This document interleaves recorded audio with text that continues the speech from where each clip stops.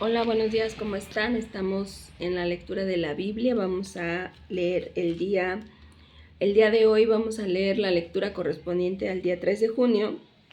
Tenemos el capítulo 6, el capítulo 7 y el capítulo 8 del libro de Esdras y estamos utilizando la nueva versión internacional.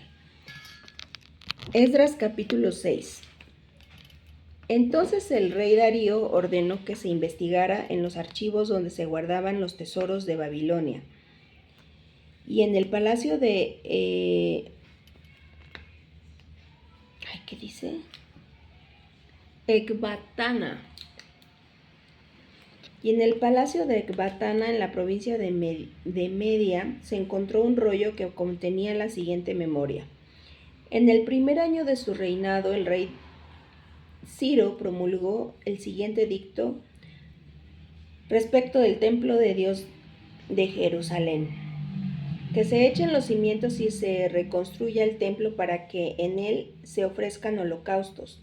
Tendrá 27 metros tanto de alto como de ancho, 3 hileras de piedras grandes y una de madera. Todos los gastos serán sufragados por el tesoro real.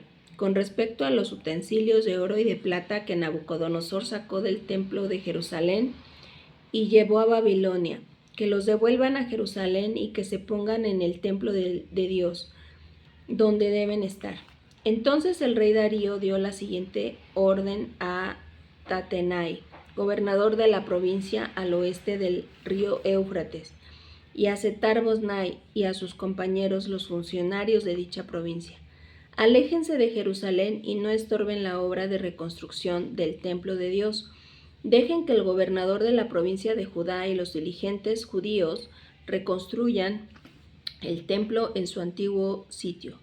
También he decidido que ustedes deben prestarles ayuda, sufragando los gastos de la reconstrucción del templo con los impuestos que la provincia al oeste del río Éufrates paga al Tesoro Real. No se tarden en pagar todos los gastos para que no se interrumpan las obras.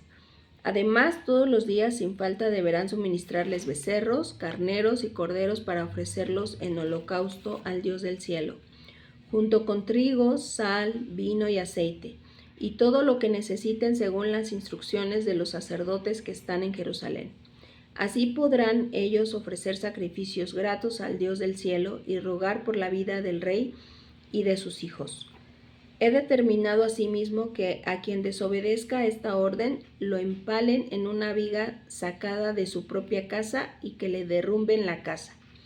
Que el Dios que decidió habitar en Jerusalén derribe a cualquier rey o nación que intente modificar este decreto y destruir este templo de Dios. Yo, Darío, promulgo este decreto, publíquese y cúmplase al pie de la letra. Entonces Tatenai, gobernador de la provincia al oeste del río Éufrates, y Setar-Bosnai y sus compañeros cumplieron al pie de la letra lo que el rey Darío les había ordenado.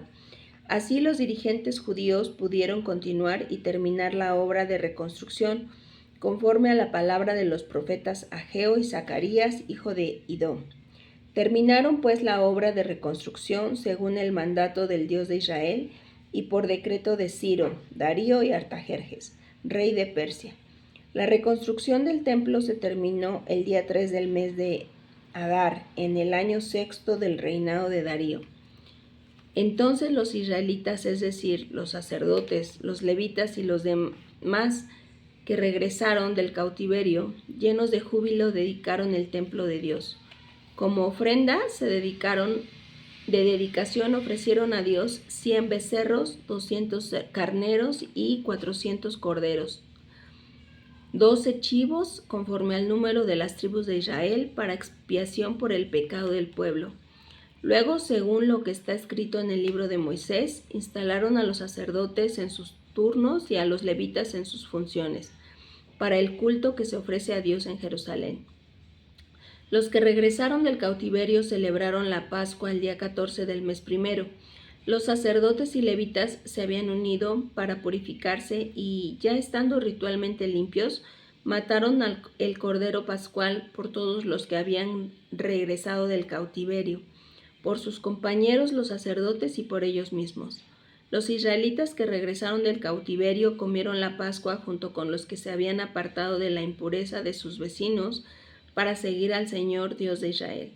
Durante 7 días celebraron con mucho gozo la fiesta de los panes sin levadura, porque el Señor les había devuelto la alegría y había hecho que el rey de Persia los ayudara y permitiera reconstruir el templo del Dios de Israel. Muy bien. Capítulo 6, vamos a las preguntas de repaso.